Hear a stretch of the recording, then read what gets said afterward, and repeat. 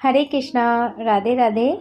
सखियों की श्याम प्रसंग अनाम अनुभूति। कौन है यह?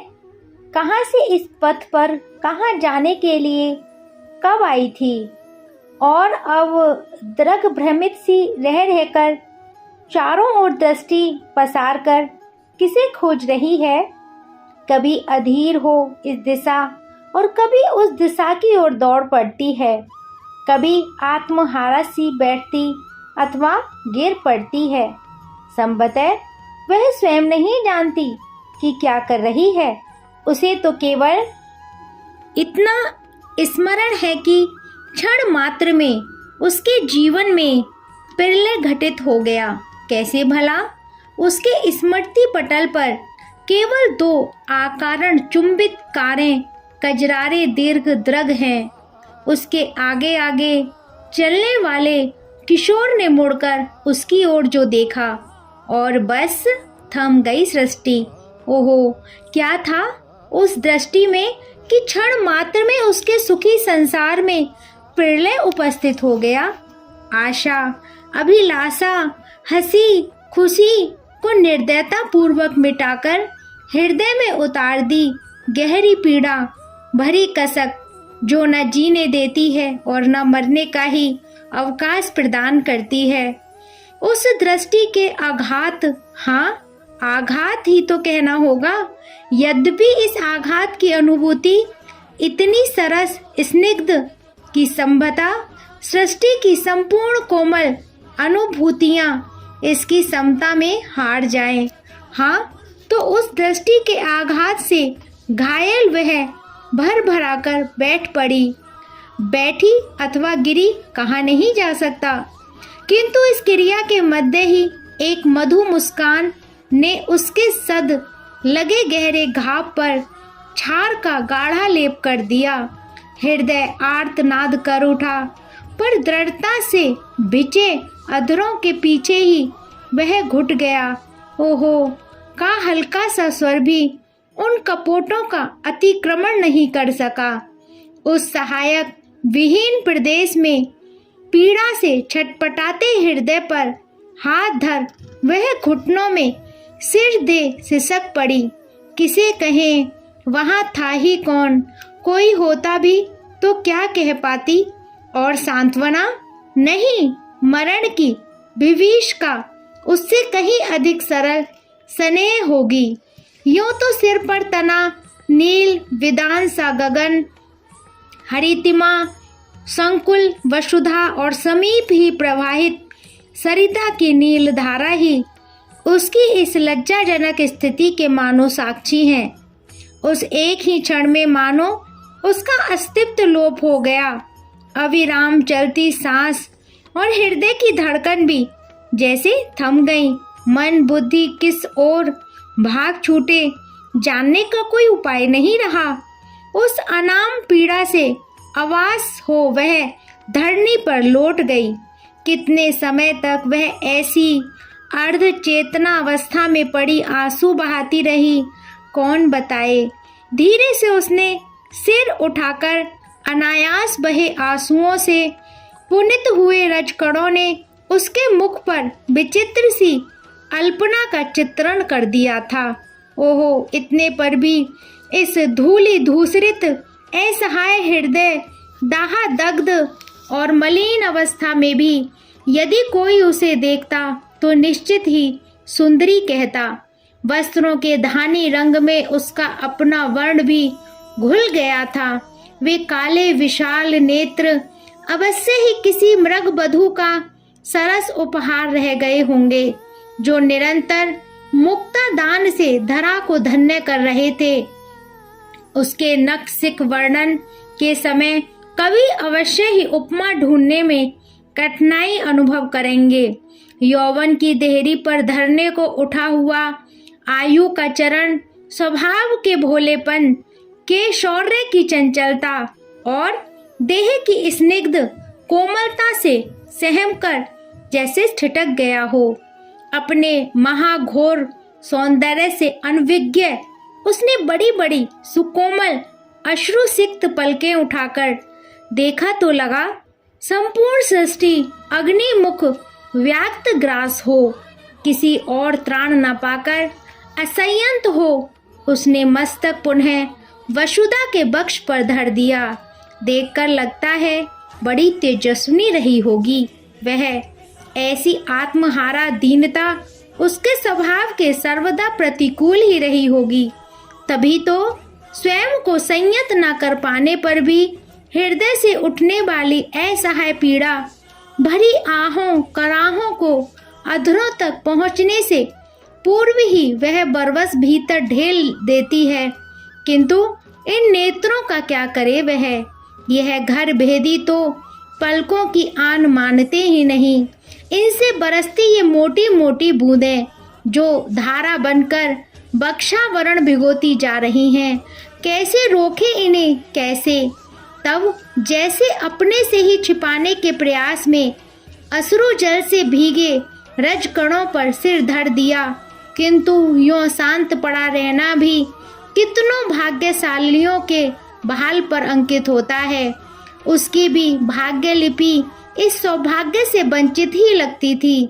अतः लड़खड़ाती सी उठी और पद पार्श्व में आ खड़ी हुई। सूने पथ पर खोई दृष्टि से दूर तक कुछ समय जाने क्या खोजती रही। फिर निराशा से थक दृष्टि लौटकर पथ पर अपने ही पदों के समीप ठहर गई। पद विधि ने संभवतः उसका उपकार करने के लिए ही उस निर्मम अहेरी के चरण चिन्ह अपने बक्ष पर अंकित कर लिए थे। उन चिन्हों को कृपण के धन की भांति बाहों में भर लेना चाहती हो अथवा धरा का आभार प्रकट कर रही हो। भाएं फैलाकर वह लौट गई उस पदरज पर। भगीरथ प्रयत्न से बांधे गए धैर्य के बांध को आवेग भरे आंसुओं के पनारों ने ध्वस्त कर दिया। घायल हृदय की कथा कहती मरते पशु के आर्तनाद सी गहरी घुटी घुटी करहा मुख से फूट पड़ी। रुदन के बेग से सुकोमल देह झटके खाने लगी। किंतु कब तक, कैसे ज्ञात हो, जानने का कोई उपाय जो नहीं। कब अंशुमाली देवी प्रतीचि के रागारुण मुख पर झुके गए, कब नवीन प्रणय से मयंक सजल निशा कर कर थाम तारक खचित व्योम पद पर बढ़ चले, और कितनी बार इनके राग की आवृत्ति हुई कौन कहे। नेत्रों में आशा, हृदय में अपसाद का भार लिए वह कितनी बार पथ के इधर उधर दौड़ पड़ी, कितनी बार चरणांकित रज से स्वयं को स्नाद किया, उसमें लंठित हुई, कितनी बार जड़ सी पथ जोहते बैठी रही, कितनी बार आकुल हो पुकार उठने को तत्पर हुई, किंतु क्या कहकर। यह व्यवस्था कितनी बार नेत्रों से झर पड़ी, नयन कटार से घायल वह कितनी तड़फड़ाई, और उस मधु मुस्कान पर मुग्ध से निमिलित नयन कितने समय तक समाधि में लीन सी बैठी रही कौन बताए। ओहो, इस व्यवस्था का, इस हलाहल दुख भरे सुख का, इस कठिन अवस्था का कोई तो नाम होगा। लज्जा के झीने वस्त्र को निर्दयता पूर्वक फाड़कर चीथड़े कर देने वाली, अहंकार को चूर्ण कर हवा में उड़ा देने वाली इस कोमल कठिन अनुभूति की कोई तो संज्ञा होगी, जिसने इस कोमलांगी किशोरी को उन्मादी बना दिया है। हृदय का दावानल इसके निर्मल प्रयत्नों से बुझने के स्थान पर और भवक भवक उठता है। क्या करे वह। अकस्मात थक थक जलते हुए हृदय प्रांगण में जैसे चंदन पंख की वर्षा हुई, संभवतः भाग्य के अधिदेव उसकी दशा पर सदै हुए। गहन कानन के अंतराल को भेद मृदु मंद आरोह अवरोह युक्त सुहाना वंशी रव प्रकृति को नव जीवन प्रदान करता प्रसरित होने लगा। बुद्धि ने न जाने किधर से आकर साहिका स्वांग सा भरते हुए धीरे से सूचना दी। उस जीवन छोद धिका भी दक्षिण कर बंसी विभूषित था। वह चमत्कृत सी उठकर दौड़ पड़ी। उस प्राण संजीवन स्वर की दिशा में कितनी दूर कैसे कहा जाए। वे सुकोमल पद तल जो हरित दूर्वा अथवा नव किसलयों के स्पर्श से भी पीड़ा का अनुभव करते होंगे। कितनी बार कंटक बिद्ध हुए, कितनी बार ठोकर खाकर गिरी, कितनी छत पथ रोड़ों ने दिए, उसे स्वयं स्मरण नहीं है।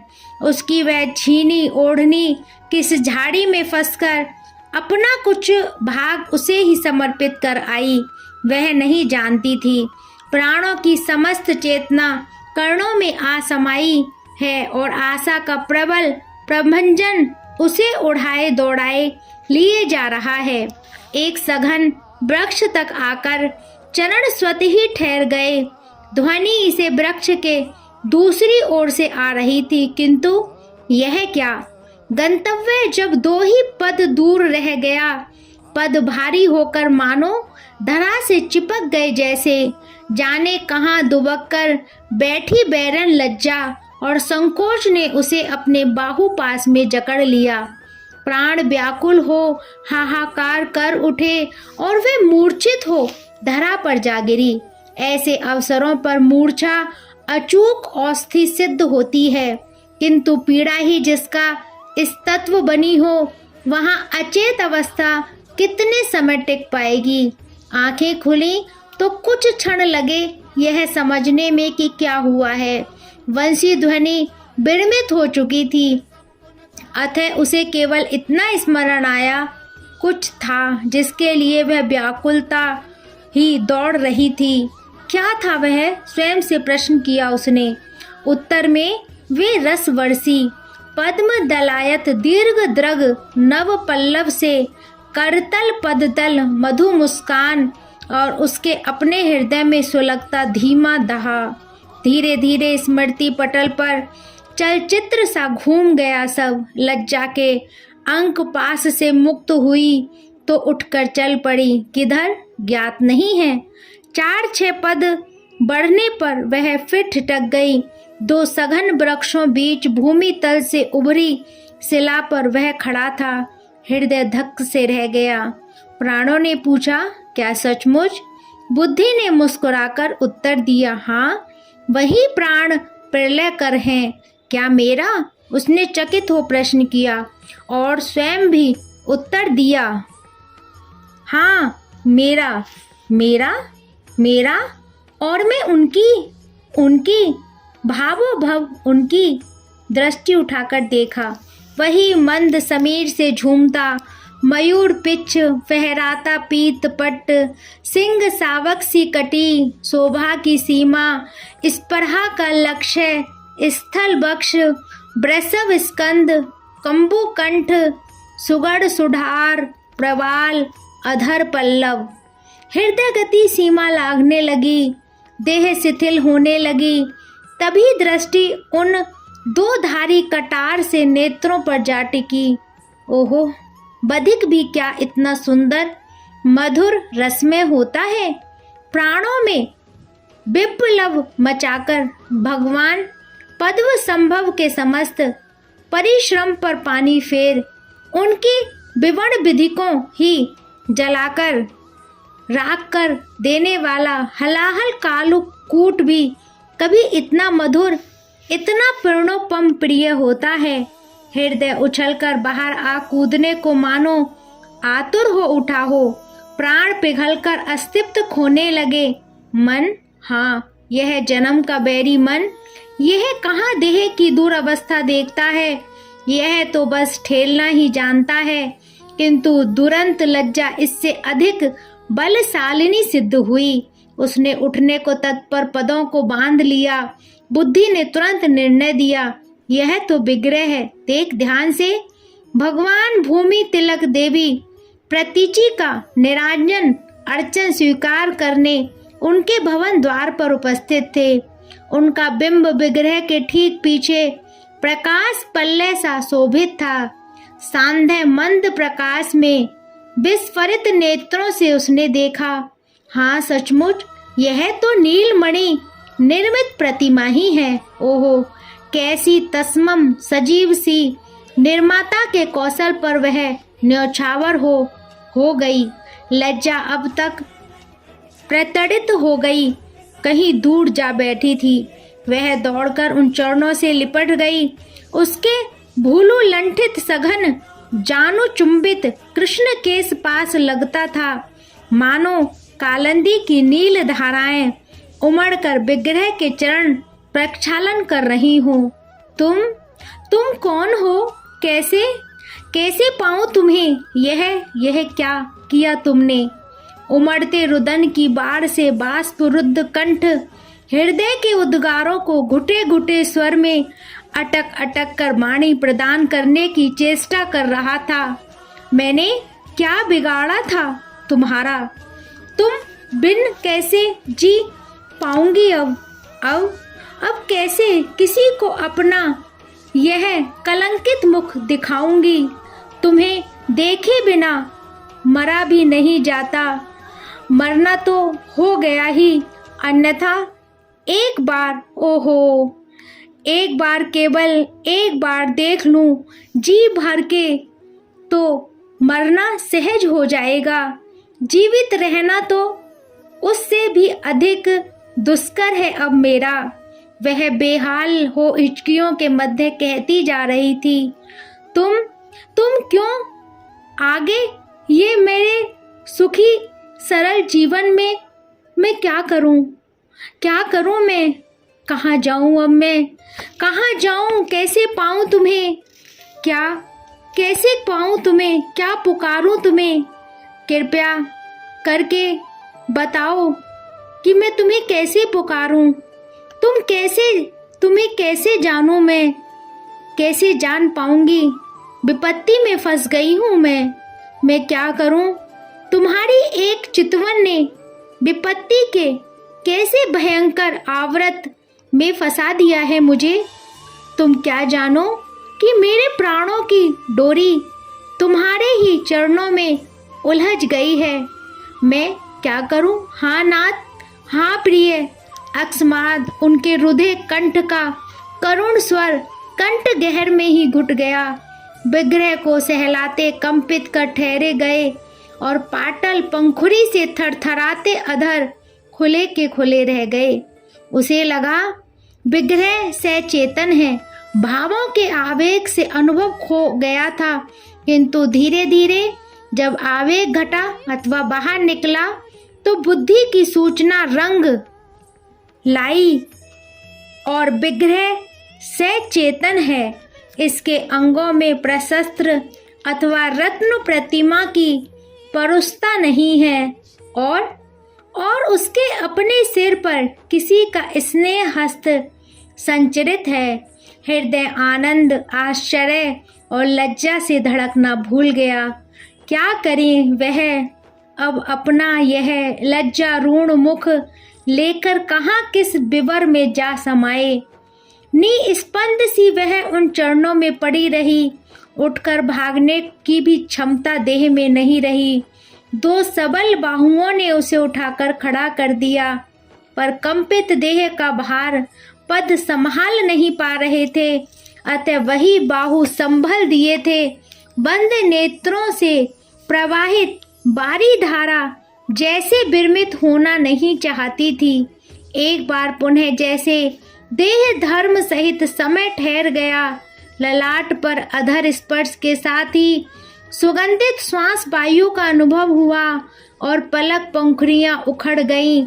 सम्मुख सौंदर्य पारावार लहरा रहा था। वे दृग कमल, क्या है उनमें? आनंद, अपनत्व, प्रेम और वह सब जिसे भाषा की अल्प क्षमता अभिव्यक्ति नहीं दे पाती। उस अनंत स्नेह सागर की दाह ने पाकर उसके अवेश नेत्र पुनः मुद गए तो सुदृढ़ भुजाओं के आवंठन ने वृक्ष को दबा लिया। मुख उनकी ग्रवा से जा लगा। ओहो, यह देह गंध।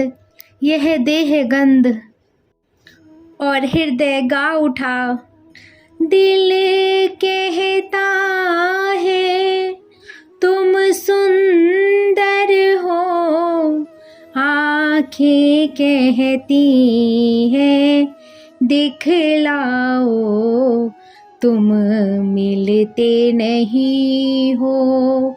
आकर के हम कैसे कहें कि ये बैठे हैं मुरलीधर छलिया मोहन, हम तो तुमको दिल दे बैठे हैं मनमोहन। हरे कृष्णा, राधे राधे।